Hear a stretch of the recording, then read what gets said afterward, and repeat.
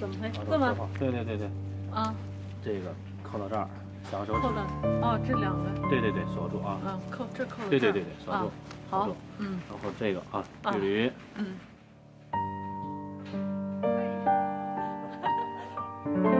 这个你就这样抡的时候，在这一个弧线上啊，等距离的，然后转过来，腰不动，对对对对，然后，啪，啊，你试一下。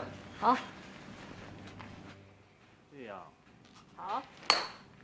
哎呀，怎么样？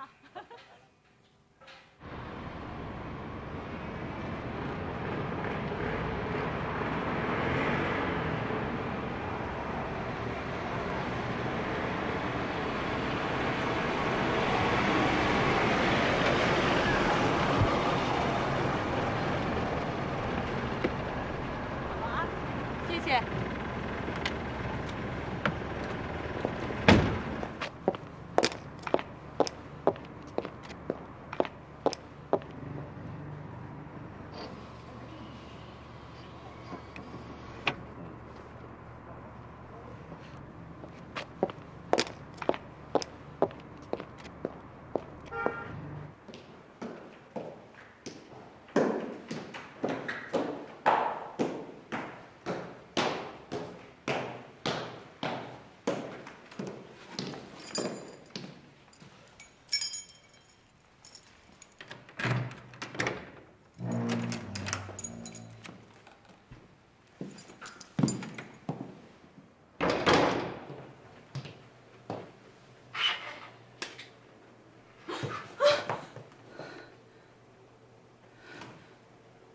朱熹，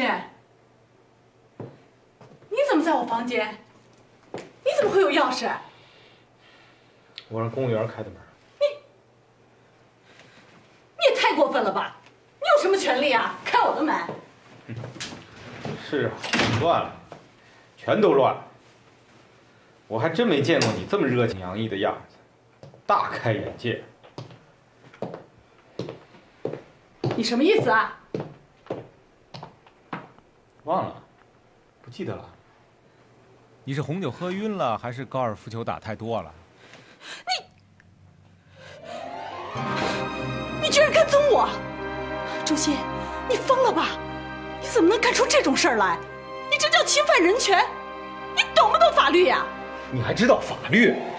你已经走到悬崖边上了，你知不知道？你说话也太出格了吧！你难道忘了，当初找彭泽是你让我去的？是。可我让你去是为了公司，是为了工作。那我为什么？我不是为了公司吗？我告诉你，金山置业不是铁板一块。彭泽的问题，我最近听了很多。哼，你这是在威胁我吗？我是在说彭泽这个人非常危险，早晚是要出事儿的。到时候连累你，别说我没提醒你。够了，你走吧，我要休息了。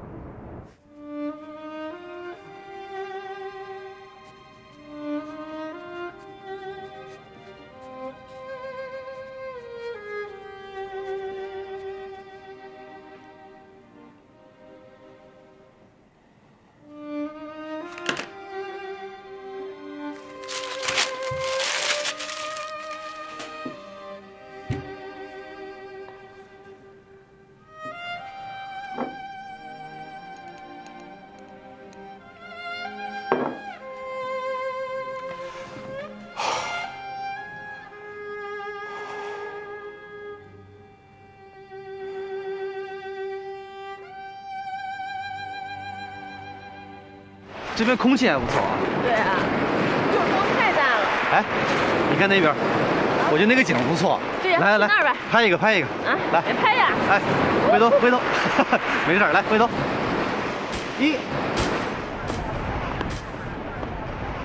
这海风吹着，挺舒服的，我觉得。不冷吗？不冷。哎，你看那儿真漂亮。是啊，走吧，咱们过去。嗯，走吧。走。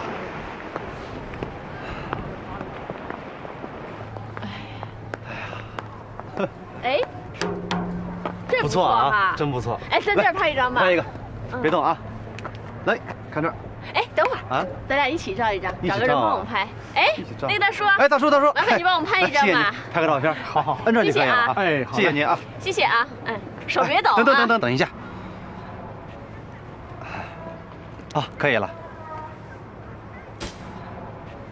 哎，好，谢谢您，谢谢您，不客气，不客气，谢谢啊。好，哎，再见啊，再见。钟德亮，我要问你一句很重要的话，你必须正面的回答我，不许考虑，更不许绕弯子。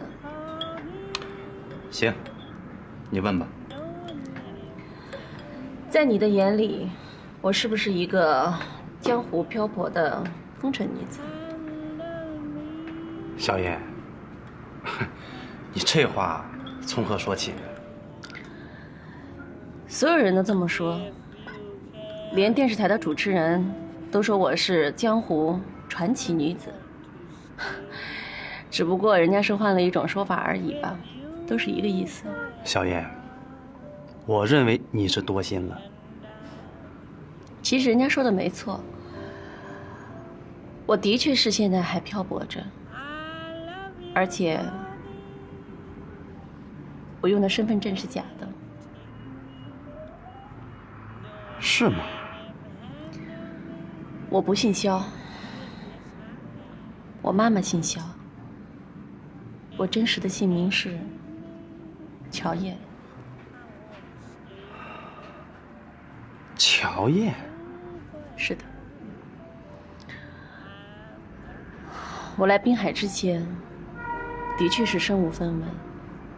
虽然我曾经住过很好的房子，我开过很好的车，我甚至还会有更好的发展，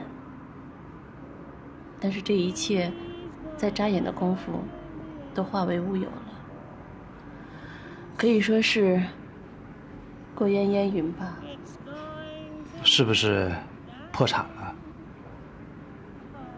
不是，因为那些东西本来就不属于我，正因为它不属于我，所以我必须放弃。啊，是这样啊。我这个人从小就心比天大，充满了欲望。我选择辞职离家出走，我去追寻朋友，寻求更好的发展，追讨爱情。结果我遭到了报复，甚至差点被人强暴。